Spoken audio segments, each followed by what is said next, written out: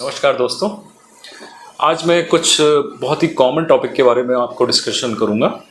तो आज का जो हमारा टॉपिक है डिस्कशन का वो है कॉमन कोल्ड। कॉमन कोल्ड बहुत ही कॉमन बीमारी है और हम सभी लोग कभी ना कभी इस लक्षण से पीड़ित रहे होते हैं। तो ये आमतौर पे देखा गया है कि कॉमन कोल्ड बहुत ही कॉमन सिम्टम है और ये कभी कभी हमें बहुत ज़्यादा परेशान करता है। तो आइए जानते हैं कॉमन कोल्ड क्या होता है, इसके लक्षण क्या होते हैं, इससे बचाव कैसे करें और इसका ट्रीटमेंट क्या करें।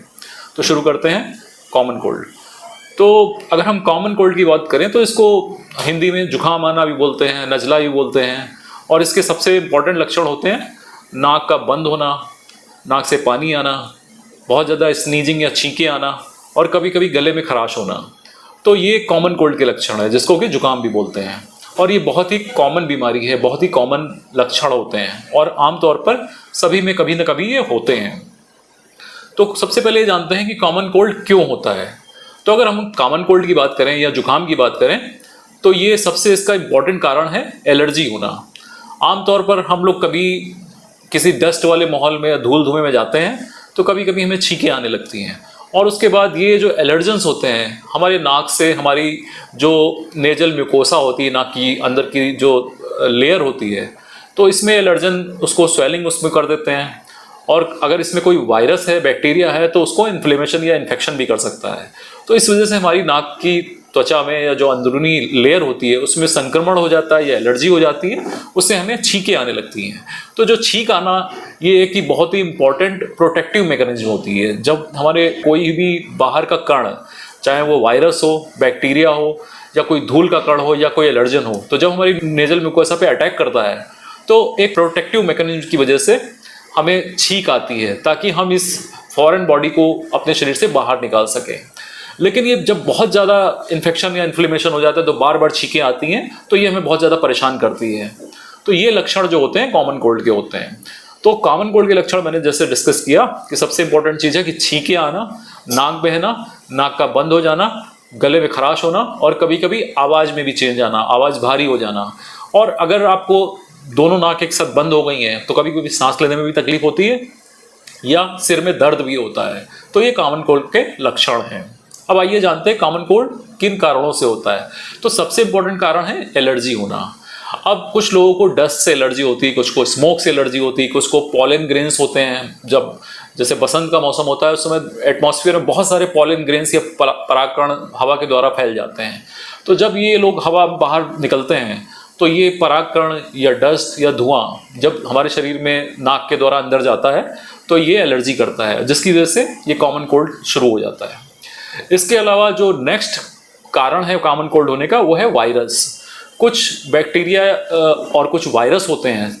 आमतौर पे वायरस बहुत ही कॉमन होता है जैसे कि इन्फ्लुएंजा वायरस, इसके अलावा रेस्पिरेटरी सिंकाइशियल वायरस, इसके अलावा कोविड वायरस भी हमारी नेजल म्यूकोसा को अफेक्ट करता है।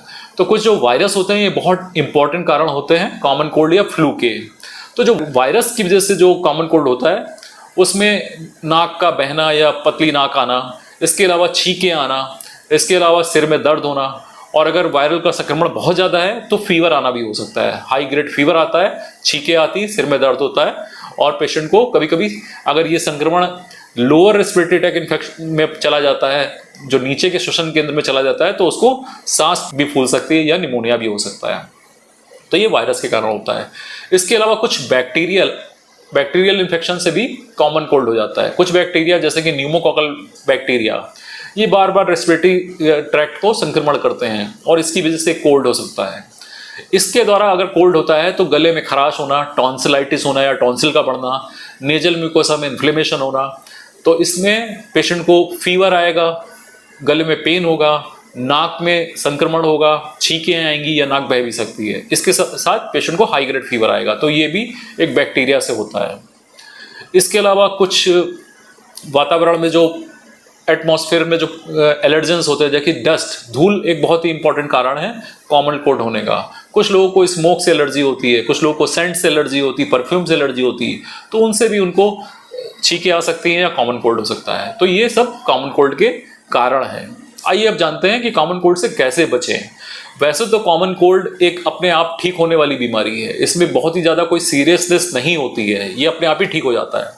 लेकिन ये कभी कभी हमें बहुत ज़्यादा परेशान करता है, बहुत तकलीफ देता है। पेशेंट को बार बार छींकें आती हैं, खासतौर पे बच्चों के लिए ये बहुत ही प्रॉब्लमेटिक होता है, बच्चों को बहुत परेशान करता है, क्योंकि उनको नेजल रनिंग नोज हो जाती है, नाक बंद हो जाती है, बच्चे सांस नहीं ले पाते हैं, उनको सिर में दर्द होता है और कभी कभी फीवर भी आता है। और इसका अगर सही समय पे ट्रीटमेंट नहीं किया गया तो बच्चों को निमोनिया भी हो जाता है। ये इन्फेक्शन फेफड़ों में पहुंच जाता है और पेशेंट को निमोनिया भी हो सकता है, तो इसलिए ये इंपॉर्टेंट है। तो जो निमोनिया होता है वो वायरस या बैक्टीरिया के कारण होता है, एलर्जेंस के कारण नहीं होता है। लेकिन जो एलर्जेंस के कारण होता है वो यूजली अपने आप ठीक हो जाता है, मतलब 2 से 3 दिन में धीरे धीरे म्यूकोसा जो हमारी होती है वो हेल्दी हो जाती है और ये संक्रमण ठीक हो जाता है। लेकिन अगर आपको कॉमन कोल्ड अगर 5 दिन से ज़्यादा लग रहा है, ठीक नहीं हो रहा है, साथ में आपको फीवर भी आ रहा है, खांसी आ रही है, सिर में दर्द है, तो इसका मतलब ये बैक्टीरिया वायरस से हो रहा है। इसके लिए आपको तुरंत डॉक्टर से मिलना पड़ेगा और डॉक्टर आपको कुछ एंटी एलर्जिक दवाएं देंगे, कुछ एंटीबायोटिक्स देंगे और कुछ एंटीपायरेटिक देंगे, मतलब फीवर की दवाई देंगे, तो उससे आप बुरी तरह से ठीक हो जाएंगे। तो ये इसका ट्रीटमेंट है। चलिए अब ये जानते हैं कि कॉमन कोल्ड से बचाव कैसे करें। तो सबसे इंपॉर्टेंट चीज़ है कि हमें अपनी इम्यूनिटी को स्ट्रॉन्ग करना है। अगर आपकी इम्यूनिटी स्ट्रॉन्ग है तो ये कॉमन कोल्ड या जो भी ये इन्फेक्शन है ये बार बार नहीं होगा।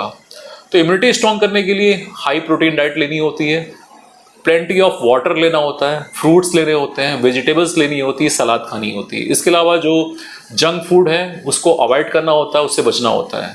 अगर आपको बार बार कॉमन कोल्ड हो रहा है तो आपको अपनी डायबिटीज़ चेक करानी चाहिए, ब्लड शुगर चेक करानी चाहिए या फिर एलर्जी का टेस्ट कराना चाहिए।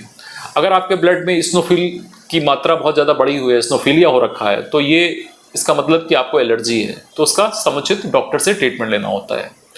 तो बचाव करने के लिए अगर आपको एलर्जी है, बार बार अगर बाहर जाने से छींकें आती हैं, जुकाम हो जाता है, तो सबसे इंपॉर्टेंट चीज़ है कि आप इस एलर्जन से बचें। कैसे बचें? जब आप बाहर धूल भरे वातावरण में जाएं तो सबसे इंपॉर्टेंट है कि मास्क लगाएं।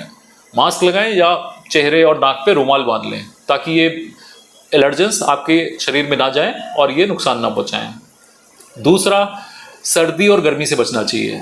सडन आप बाहर धूप में हैं और तुरंत आप एसी वाले कमरे में आ गए तो हमारे शरीर का टेम्परेचर भी उस हिसाब से चेंज होता है। जो हम सांस लेते हैं, जो हवा हमारे अंदर जाती है, वो भी बहुत तेज़ी से उसका टेम्परेचर चेंज होता है, तो इससे भी इन्फेक्शन या कॉमन कोल्ड हो सकता है। दूसरी चीज़ ये है कि इसके अलावा सबसे इम्पोर्टेंट चीज़ है, अगर फीवर साथ में आए, कोल्ड हो, कफ हो, तो हमें तुरंत डॉक्टर से मिलना चाहिए। ये एलर्जी की वजह से नहीं होता है, ये इन्फेक्शन की वजह से होता है और आपको डॉक्टर एक उचित इलाज करके आपका कॉमन कोल्ड या फीवर सही कर देंगे। तो ये जो कॉमन कोल्ड के लक्षण हैं ये बहुत ही कॉमन है और कॉमन कोल्ड बहुत ही कॉमन बीमारी है जो कि हम सबको कभी ना कभी होती है, तो इससे बहुत ही अच्छे तरीके से बचा जा सकता है। अगर आप इसके बारे में आपको जानते हैं तो इससे बचाव ही इसका ट्रीटमेंट है। धन्यवाद।